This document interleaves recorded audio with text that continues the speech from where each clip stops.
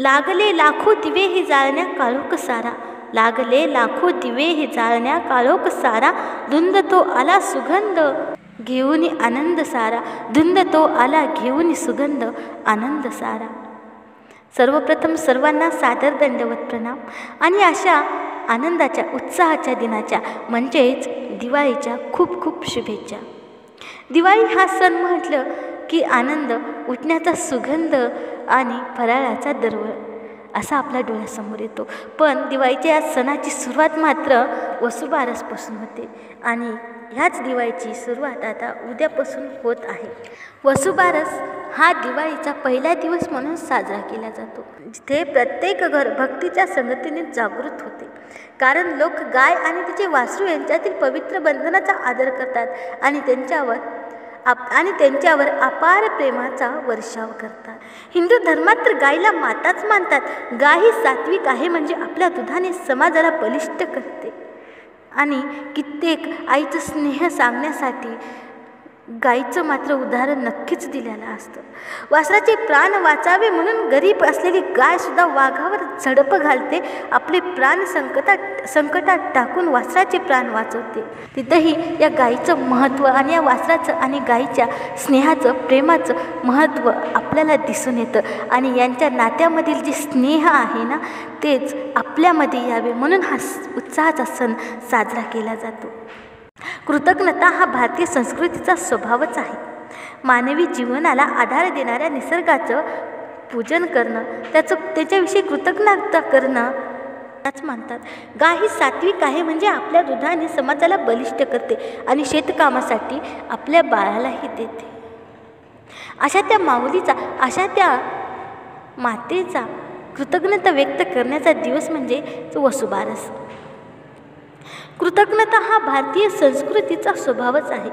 मानवी जीवनाला आधार देणाऱ्या निसर्गाशी कृतज्ञता व्यक्त करावी अशी या भारतीय संस्कृतीची शिकवण आहे. आणि या निसर्गामध्ये ढवळाढवळ करू नये, या निसर्गाची नासधूस होऊ नये, यासाठी स्वामींनीसुद्धा, सर्वज्ञ श्री चक्रधर स्वामींनीसुद्धा एका लीळेतून स्वामी जे माहीमभट्टाला सांगतात ना, ते अगदी बोलके आणि समर्पक आहे. या मानवाने निसर्गात ढवळाढवळ करू नये, यासाठी श्री चक्रधर प्रभू माहीमभट्टाला जे निरूपण करतात, माहीमभट्टाला जे सांगतात, ते अगदीच बोलकं आहे आणि समर्पक आहे. श्री चक्रधर प्रभूंचा मुक्काम बीड जिल्ह्यातील खरवंडी या गावाला होता. तिथे माहीमभट्ट श्री चक्रधर स्वामींना भेटण्यासाठी आलेले होते. रुद्रपूरहून श्री चक्रधर स्वामींची भेट घेण्यासाठी आले होते. स्वामी येळी आणि करवंडी या दोन्ही गावाच्या मधात एका वडाच्या झाडाखाली बसले होते. त्या वडाच्या झाडाला भेटीचा ओढ म्हणून आता ओळखलं जातं. आणि स्वामी श्री चक्रधरांची भेट तिथे झाली आणि त्यांना आनंद झाला होता. स्वामींनाही त्यांना पाहून, भक्ताला बघून ईश्वरालाही आनंद होतो. आणि स्वामी त्यांना कसे आहात तुम्ही असे क्षमकुशल विचारतात. आणि स्वामींना ते संन्यास धारण झालेले दिसतात, तेव्हा स्वामी त्यांना प्रश्न विचारतात की संन्यासाला कसे प्रवृत्त झालात, तुम्ही संन्यासाला तयार कसे झालात.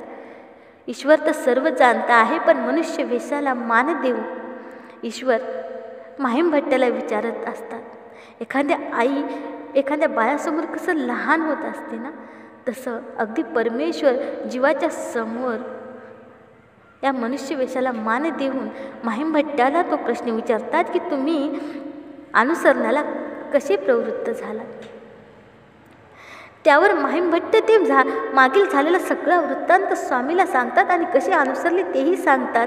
तितक्यातच जेवण्याची वेळ होती, तेव्हा माहीमभट्टाला सर्वज्ञ श्री चक्रधर स्वामी वडाच्या झाडाचे पाने तोडून आणायला सांगतात.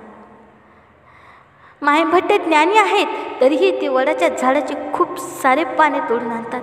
पाहतात क्षणी स्वामींच्या लक्षात येतं की यांनी पाने भरपूर तोडलेली आहेत. स्वामी त्या पानाकडे बघतात आणि शांतपणे पत्रवाळी तयार करायला लागतात. पत्रवाळी तयार होते आणि काही पाने उरतात. त्या पानाकडे पाहून स्वामी माहीमभट्टाला म्हणतात, भटो ही पाने जा आणि झाडाला चिटकवून या.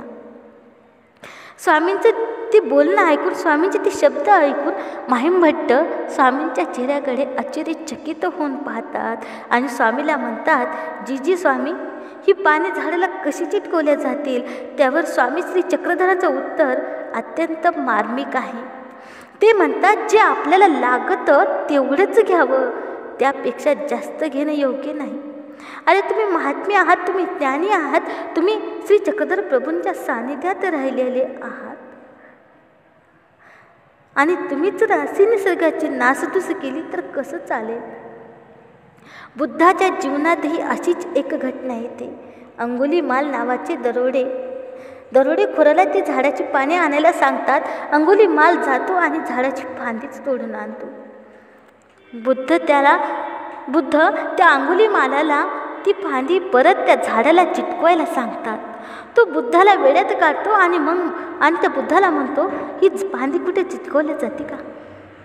तेव्हा गौतम बुद्ध त्याला म्हणतात, जे आपल्याला जोडता येत नाही त्याला तोडण्याचा अधिकार तुम्हाला कोणी दिला.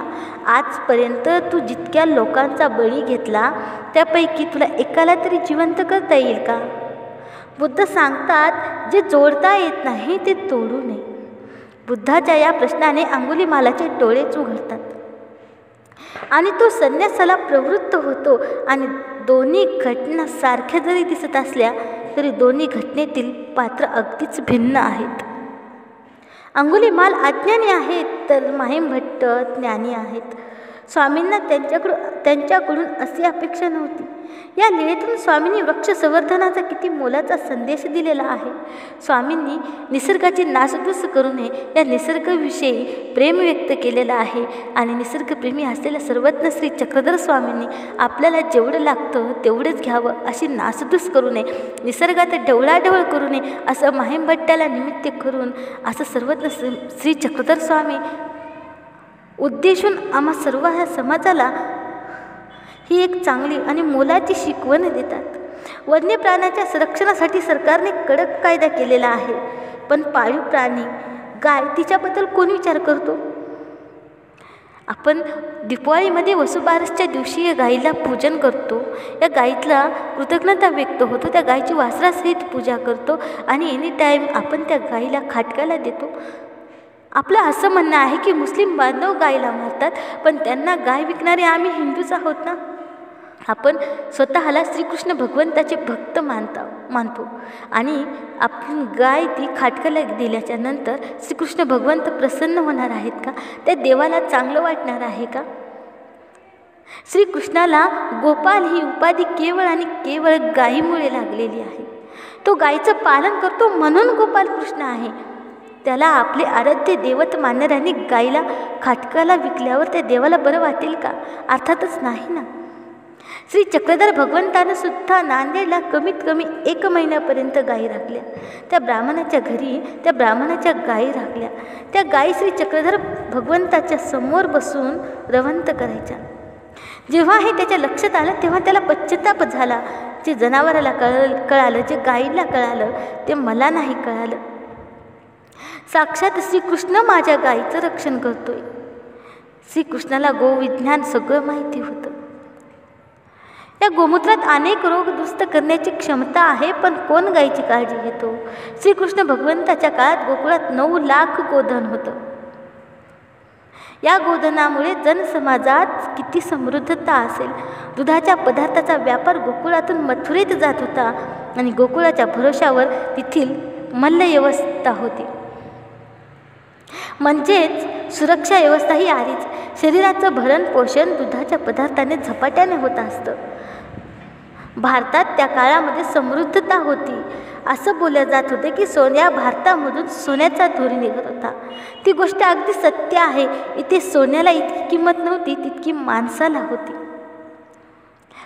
होती. पशुप्राण्यांना होती, गायीला होती.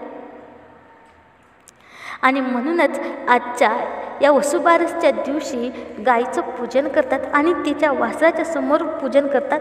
कारण त्या गायीच्या मध्ये असलेले सात्विक गुण आपल्या अंगी, त्या गायीचं स्नेह आपल्या अंगी यावे.